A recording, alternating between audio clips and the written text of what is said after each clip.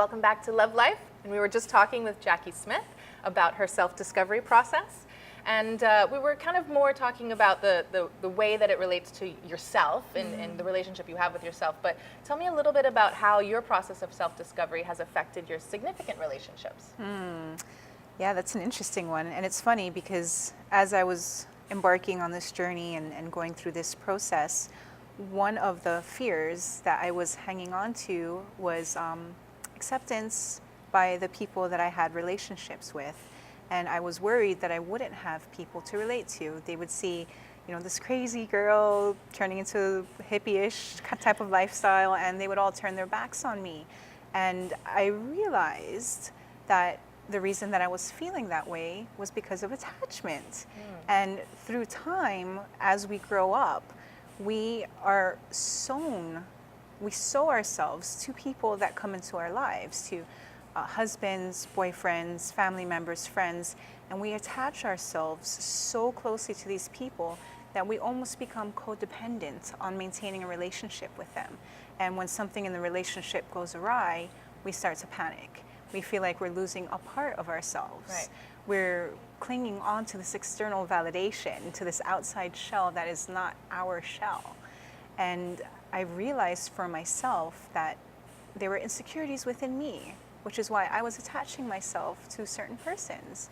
And by releasing those attachments, instead of grasping and gripping onto persons, cradling them with love and nurturing them, I was able to hold and cherish the relationship that we had while we had it.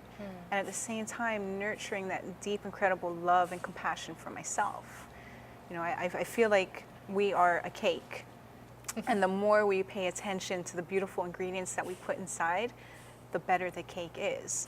And the people that come into our lives, they're frosting. They're beautiful, and we can layer our cake with frosting. But in the end, if the core of the cake isn't great, then what's the frosting going to do? Just cover it up.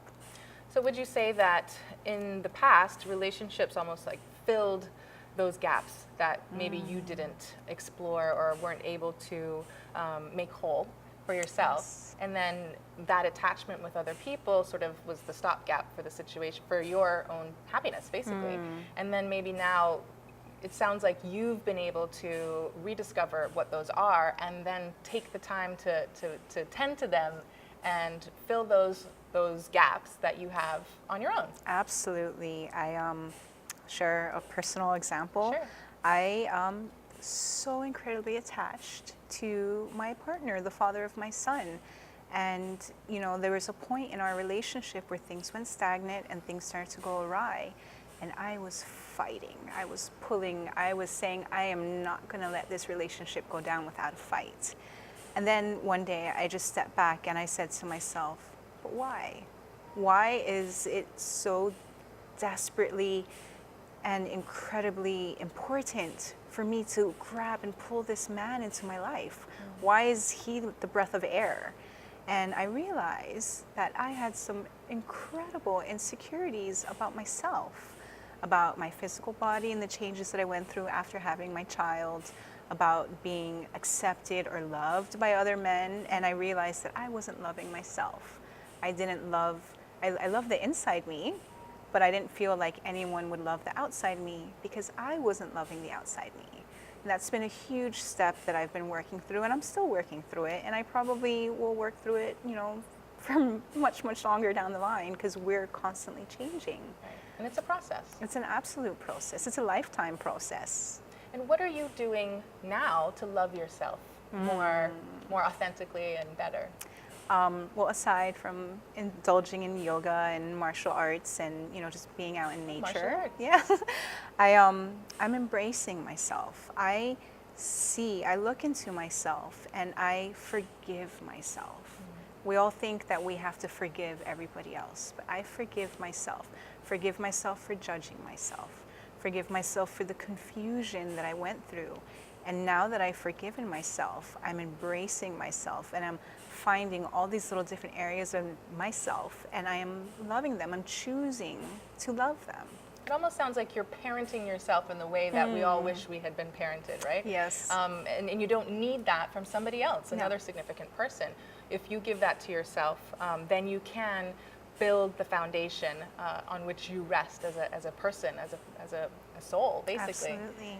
And you know, we're also kind of speaking to non-attachment while we're talking about attachment issues. And I'm wondering if, I mean, it kind of gets a bad rap, this idea of non-attachment, but how would you summarize what that means? What is that? What is non-attachment? It's relative, right? To each person, it'll have its own meaning, its own definition.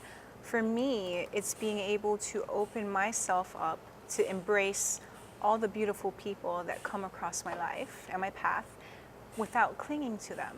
The more you attach yourself to someone, the more you close yourself off to everything else and to yourself. So by opening and releasing attachment, all these beautiful people have started to come, you know, across my path. I've made such incredible, beautiful connections and friendships with people, and they are also on the same vibration, you know, like attracts like, and there's no attachment on their end, and it's just a beautiful community of friendship and love and compassion and integrity, right? So it doesn't mean that you're an island, that you don't need anybody, like you're just, you know, you're your own woman and that's it. No. An island, isolated. No, absolutely not. I mean, you should be okay with being isolated within yourself, but everybody that comes through our life, crosses our path, they come through on this journey with a purpose, with an intention. And that is for us to interact with them and grow from our experience with them. You know, there might be certain things that we're still struggling with, and we can see that reflected through them. And we can choose to embrace and grow and rise above it and take a lesson from that interaction, or we can choose not to and stay where we are. Well, I think this is a really important conversation, and I just want us to hold that thought for a minute, and we're going to have to take a break, but please stay with us and watch Love Life.